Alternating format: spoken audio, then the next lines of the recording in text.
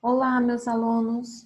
Vamos lá para a nossa aula de Geografia, unidade 4 de Geografia, como eu disse, página 82, atividades urbanas e rurais do Brasil. Nós vamos ver aí nesta unidade que o objetivo é principalmente verificar o processo de construção de conhecimento sobre os aspectos econômicos do Brasil, por meio de um panorama das atividades urbanas e rurais desenvolvidas no nosso país. Acompanhando com vocês a página ainda 83, nós vamos ver aí que por muito tempo a colheita de cana-de-açúcar ela foi feita por meio de corte manual, como a gente está vendo nessa imagem, tá? Verificando já na página 83, a gente vê que a colheita de cana-de-açúcar, ela é, na maioria das vezes hoje em dia, realizada por máquinas, como mostra essa fotografia aí no município de Bariri, no estado de São Paulo. Lá na página 82, a gente vê uma imagem do comércio de rua, que é bastante comum nas grandes cidades brasileiras. E, ao mesmo tempo, a gente está exatamente vivenciando essa situação, né, na página 83, que a maioria das compras hoje podem ser realizadas por meio da internet. O comércio eletrônico hoje está sendo uma das alternativas mais próximas da nossa realidade. Na página 84, vem então as questões que a gente pode responder rapidinho aí. Você mora na área rural ou na área urbana do seu município? Lembrando que quando a gente fala município, a gente está falando de cidade. Qual é o nome da nossa cidade? São José do Rio Preto. Acredito que a maioria de nós moramos na área urbana, mas pode ter gente que vai morar na área rural. No lugar onde você vive, existe alguma atividade econômica que se destaca? Por exemplo, a gente pode destacar que na nossa região nós temos a produção da cana-de-açúcar. Então, na página 85, a gente vai ver a relação entre a cidade e o campo. Nessa imagem a gente vê nítida, né, essa questão de como é importante vocês perceberem que o campo e a cidade, embora eles possuam, né, dinâmicas sociais e econômicas diferentes, elas estão muito ligadas na medida em que as atividades presentes nessas áreas, elas são dependentes e complementares umas das outras, certo? Respondendo agora às questões que aparecem aí embaixo, nós podemos então responder aqui, por quê? Podemos afirmar que o campo e a cidade se relacionam diretamente. Pensando? Pois no campo existem os recursos naturais, né? Os quais eles são transformados em matérias-primas, em alimentos e outras mercadorias para serem utilizados na cidade, ok? Na segunda bolinha, quais produtos você consome em seu dia a dia que são produzidos no campo? E quais são produzidos na cidade? É uma resposta pessoal essa, né? O que você consome quer dizer aquilo que você usa, que você se alimenta, ok? Então, a gente pode dar como exemplo aí frutas, legumes, verduras, grãos, que são produzidos no campo. Já aqueles que são produzidos na cidade, que servem de matéria-prima, já serviu de matéria-prima vindo lá do campo. A mesa, a cadeira, as roupas, todos eles são transformados então na cidade, certo? Na próxima página, vamos começar a falar sobre os setores da economia, tá? Conhecendo esses setores da economia, a gente vai ver que eles são classificados em três. São eles, três setores: primário, secundário e terciário. lá na página 86, tá? Falando sobre o setor primário, que é a agricultura, o extrativismo, né? E o setor secundário, é a indústria. E o setor terciário, comércio. Então, a gente vai começar a falar um pouquinho das características de cada uma delas. Por exemplo, começando pelo setor primário. São todas as atividades, então, que exploram os recursos naturais. Por exemplo, agricultura, né? Ou seja, o cultivo de frutas, verduras, legumes, a pecuária, que é a criação de animais, e o extrativismo, lembrando que significa extrair, né? Retirar.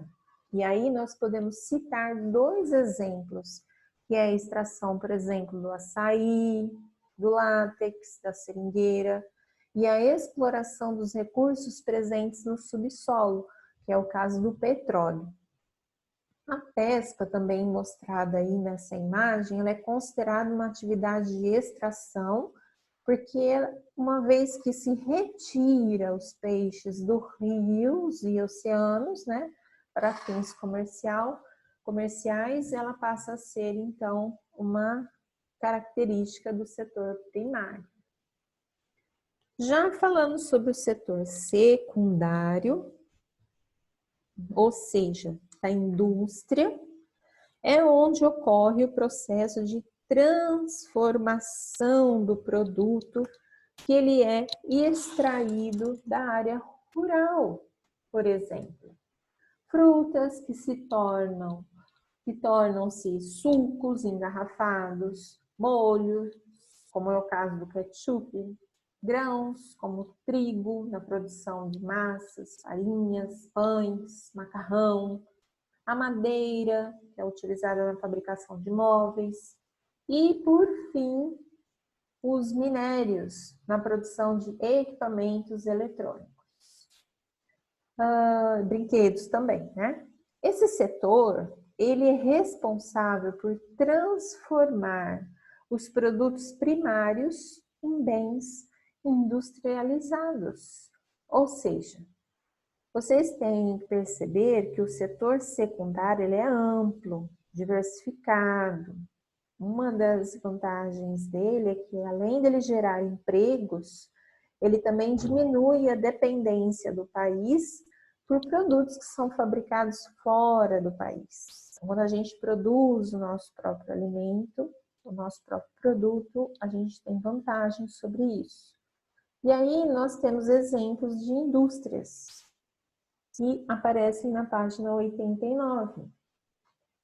A indústria automobilística, alimentícia, têxtil, construção civil e farmacêutica, entre outras, tem vários outros setores, certo? Setor terciário são as atividades, então, ligadas ao comércio. Estão situadas sempre, predominantemente, nas áreas urbanas, mas também podem ser encontradas nos campos. É importante vocês notarem que o comércio é uma atividade realizada desde a antiguidade e que ele contribuiu para a origem e desenvolvimento de muitas cidades no mundo todo. De lá para cá, o comércio se desenvolveu bastante e hoje podemos adquirir produtos sem sair de casa, através da internet. Continuando, lá na página 91, vamos falar sobre as atividades de prestação de serviço. Vocês vão compreender que, como as atividades elas estão relacionadas à prestação de serviços, elas são muito significativas. No Brasil, assim como em outros países, esse é o setor que mais gera emprego, renda para as famílias atualmente.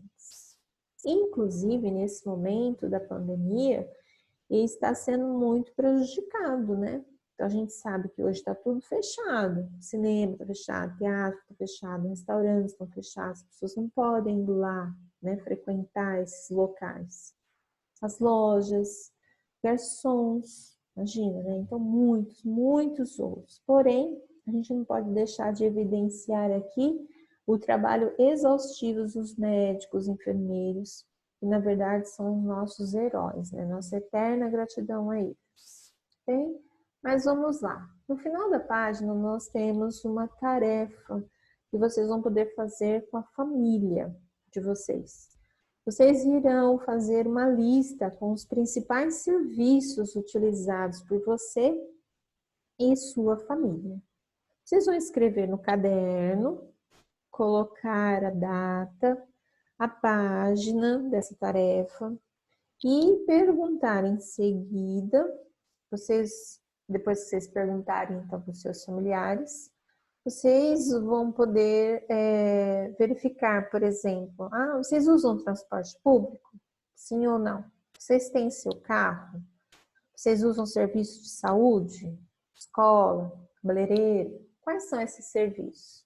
Na página 91 a gente tem alguns exemplos deles aí. Então é só conversar com os seus familiares e fazer essa anotação no caderno, ok? O trabalho no campo e na cidade.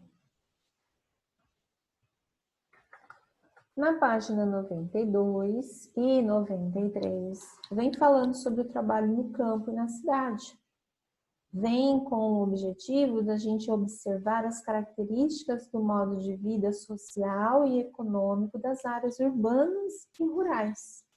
Por exemplo, muitos agricultores trabalham para obter sustento da própria família.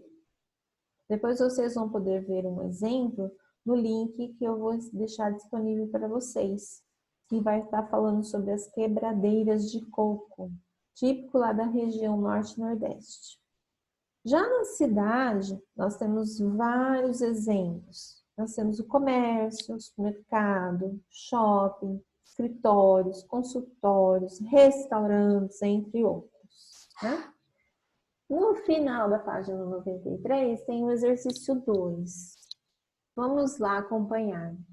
Que tipo de trabalho é comum no lugar onde você vive? Indique no quadro a seguir algumas profissões que existem nesse lugar. Então, quando ele fala lugar onde você vive, é na nossa cidade. Ou se vocês quiserem colocar do nosso estado até, né? Então, nós temos aí, olha, primeira profissão, vamos falar sobre a profissão do professor, do médico, do motorista de ônibus, dos policiais, dos bombeiros. Enfim, tem uma infinidade de profissionais que vocês podem estar citando aí, ok? Na página 94, vocês têm uma atividade que se chama A Brincadeira É. Você já brincou de mímica? Com certeza já, né? E agora, um momento bem legal para fazer isso, tá? Então, vocês podem fazer essa atividade junto com os familiares de vocês, tá bom?